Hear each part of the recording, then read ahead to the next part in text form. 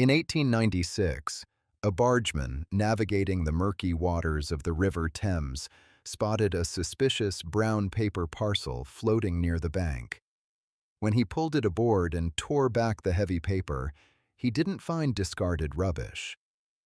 He found the bodies of two infant girls. One had a piece of white edging tape tied tightly around her neck. This horrifying discovery would unravel one of the darkest, most heavily concealed industries of the 19th century, a completely legal, publicly advertised business model built entirely on making children disappear. Welcome back to Erased Images. Today, we are looking at a forgotten atrocity that society practically endorsed: the chilling, highly profitable world of the Victorian baby farmers. To understand how hundreds, perhaps thousands of infants were quietly erased from existence, you first have to understand the brutal reality of being a woman in Victorian England. This was an era defined by strict, unforgiving morality. For a young, unmarried woman, becoming pregnant was not just a scandal, it was a financial and social death sentence. In 1834, the British government passed the Poor Law Amendment Act. Buried within this act was something called the Bastardy Clause. This devastating piece of legislation completely absolved fathers of any financial or legal responsibility for children born out of wedlock. The entire burden, both the crushing cost of raising a child and the intense societal shame, was placed squarely on the shoulders of the mother. If an unmarried woman was discovered to have a child, she would instantly lose her job. Often working as domestic servants, factory hands, or seamstresses, these women would be thrown out onto the streets. Workhouses, the Victorian equivalent of a prison for the destitute, were the only option left. And entering a workhouse meant giving up any hope of a normal life. Desperation breeds exploitation, and where there is desperation, there is always someone waiting to turn a profit. Enter the baby farmers. If you opened a newspaper in London, Bristol, or Manchester in the 1860s, you would find the classified sections filled with seemingly wholesome advertisements. They read like this: respectable married couple seeks to adopt a healthy child. Country home. Loving care provided. Premium required. Or, nurse with excellent references offers a comfortable home for an infant. Full surrender requested. To a terrified, starving young mother with nowhere left to turn, these advertisements looked like salvation. She could hand her baby over to a middle-class, respectable-looking woman who promised to raise the child as her own. The mother could then return to her life, secure a job, and avoid the devastating ruin of Victorian judgment. But this salvation came with a price: a premium. The transaction was simple.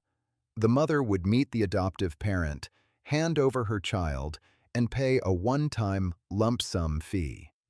This fee usually ranged from £5 to £15, the equivalent of half a year's wages for a domestic servant. The mother would walk away, believing her child was safe. She was usually told to never return, to ensure a clean break for the baby's sake. What happened next is a masterclass in human depravity. Once the door closed and the mother was gone, the illusion of the loving country home vanished. For the baby farmer, the child was not a human being. The child was an inventory item.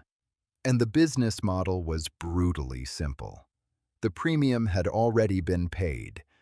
Therefore, every penny spent on feeding, clothing, or housing the infant cut directly into the profit margin. To maximize profits, the children had to be eliminated as cheaply and quietly as possible. The most common method of erasing these infants wasn't outright violence.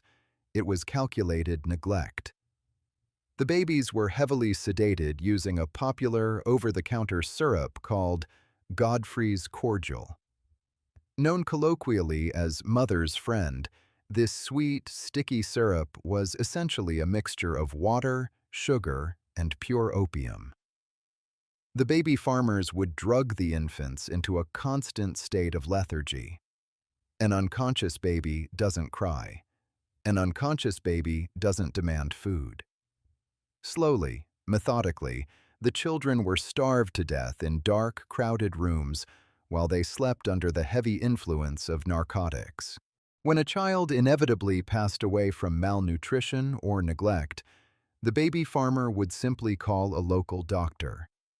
Because infant mortality rates in the 19th century were already incredibly high, doctors rarely asked questions. They would glance at the malnourished body, write convulsions or failure to thrive on the death certificate, and leave. The baby farmer would bury the child, pocket the entirety of the premium, and place another advertisement in the newspaper the very next day. It was a perfectly self-sustaining murder machine. And no one embodied this horrific industry more than a woman named Amelia Dyer.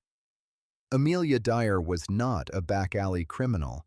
She was a trained nurse, a deeply religious woman, and a mother herself. She understood the system perfectly, and she exploited it on an industrial scale. For nearly 30 years, Dyer moved across England under various aliases. She would rent a house, flood the local papers with advertisements, collect the babies and their premiums, and then vanish in the middle of the night, leaving a trail of tiny corpses behind her. But Amelia Dyer eventually grew tired of the slow process of starvation. It took too long, and keeping the babies alive for even a few weeks ate into her profits. She needed a faster turnover. Instead of neglecting the children, she began murdering them immediately. Within hours of collecting a baby and the cash, she would strangle the infant using white edging tape, a specific type of dressmaking ribbon. She later told police she liked using the tape because it meant she didn't have to watch them suffer for long. She would wrap the bodies in newspaper, weigh them down with bricks, and drop them into the rivers of whichever town she was currently terrorizing. She became known as the Ogress of Reading, and for decades, she got away with it. Because the mothers who gave up their children were too ashamed to ever go to the police. And the institutions of Victorian society simply did not care about illegitimate children. They were invisible, erased. But Dyer's greed eventually caused her downfall. On March 30th, 1896, that bargeman on the River Thames pulled her wrapped parcel from the water. When the local police examined the heavy brown paper the babies were wrapped in, they found a faint, barely legible stamp in the corner.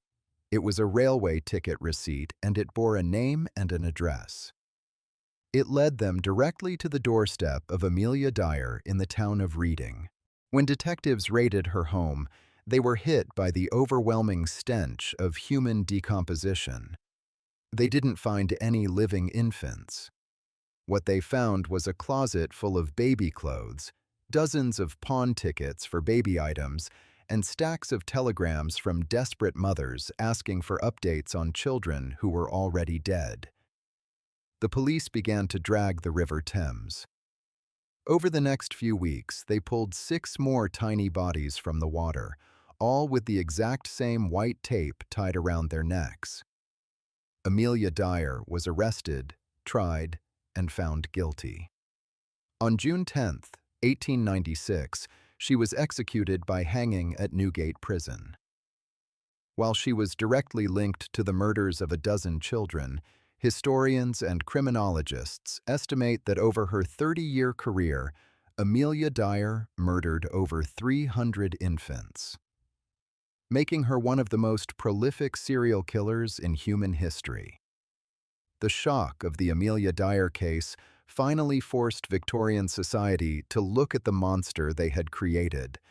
The public outcry was deafening. How could this happen? How could an entire industry of murder operate in plain sight? The answer, as always, was that the system allowed it. The laws created a vulnerable population, and greed capitalized on it. The horrific revelations led to the Infant Life Protection Act, which finally required local authorities to register and heavily regulate anyone taking in children for money.